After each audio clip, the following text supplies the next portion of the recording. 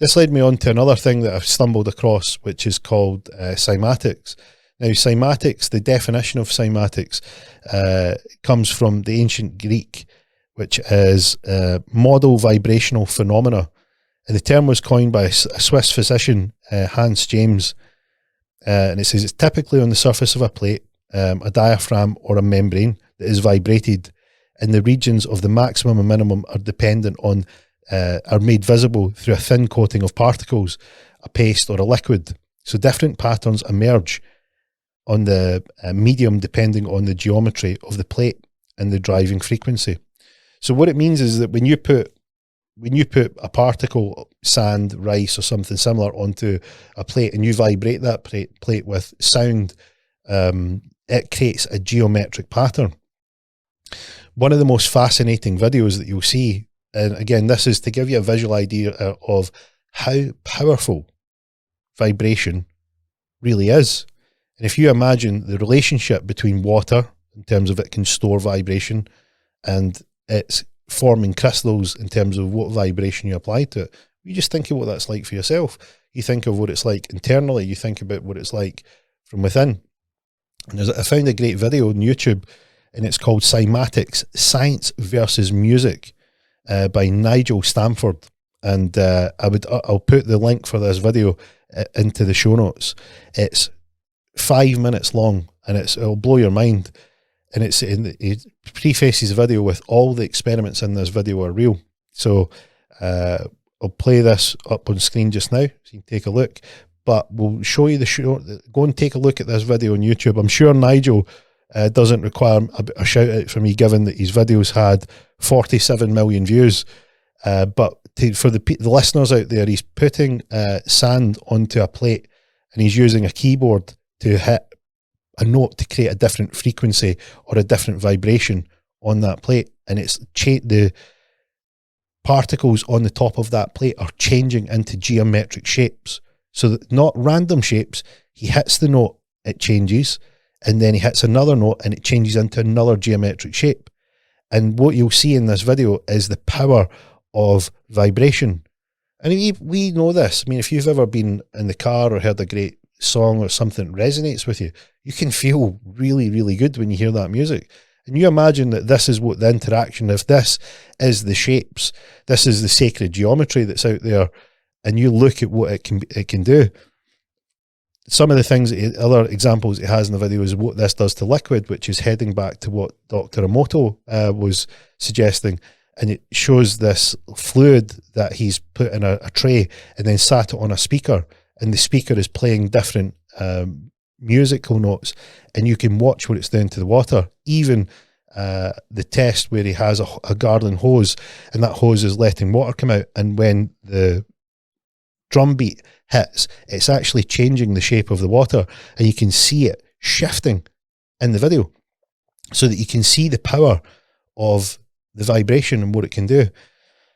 And this is when we come back to like what is this power? I mean, if this is what it's doing to water and what it's doing to particles, and it's showing these coherent, very structured, very detailed geometric shapes, then if we look at what Emoto had done when he's doing this with water and then freezing them and it's making all these shapes, is it worth considering that there might be something to this? And I would say that there is. And certainly from my own experience of seeing people that are looking to get the most out of themselves, it's a key thing to think about what power those vibrations have, that energy that we have. If we are applying thoughts, we're applying energy. You know, we're applying that to ourselves, and we're working out things like, are we worth this? You know, am I good enough? Should I pursue this? And you just look at how many different sort of pieces of information that are out there that show the power that we don't necessarily realize is out there in terms of the power of sound. And if the power of sound, which is really vibration, and that vibration is something that we can generate, then surely we want to generate the best possible, do we not? Well, it's strange to think that a lot of people, if you look at, if we done an audit on how we speak to ourselves in terms of how we engage with ourselves internally, mentally. Like, are we giving ourselves the best thoughts? Is that something that we're doing? And one of the strange thing that you'll find when you look at this is that sometimes it can be difficult to audit yourself. One of the tricky things is people having to go through their history to see what it's like, to see if they're actually doing something, because you can be biased. You can have your own point of view. You can have a certain way that you look at it, and it can be skewed in some way. But one of the things that's really good if you're doing it to someone else is that you don't have any bias, you don't have any preconditions, and you might not have any desire regardless of what the outcome of that is. So it's much easier to review someone else than it is yourself, because you do have that cognitive bias. And when you review someone else, and for the many people that I've reviewed over the years, there's a common denominator with the people that are really, really successful. If you look back at the episode that we done on the after school video by Napoleon Hill, it was the 20 habits of positive people. And Napoleon Hill was famous for interviewing the top 500 business people in the world. And he created a book that explained, here, look, this is what these guys do. This is how they get the most out of themselves. And it was all around the way that they speak to themselves internally, the way they speak to others, the way that they carry themselves and conduct themselves. But that's all from within, in terms of how they approach things mentally, how they set that up in their mind, which is usually beforehand they'll have, hey, look, we're going to do this, and this is the result that we're looking to get to, and we want to get to it because it'll be great when we get here. And I know there's going to be obstacles, but we will overcome them as we go.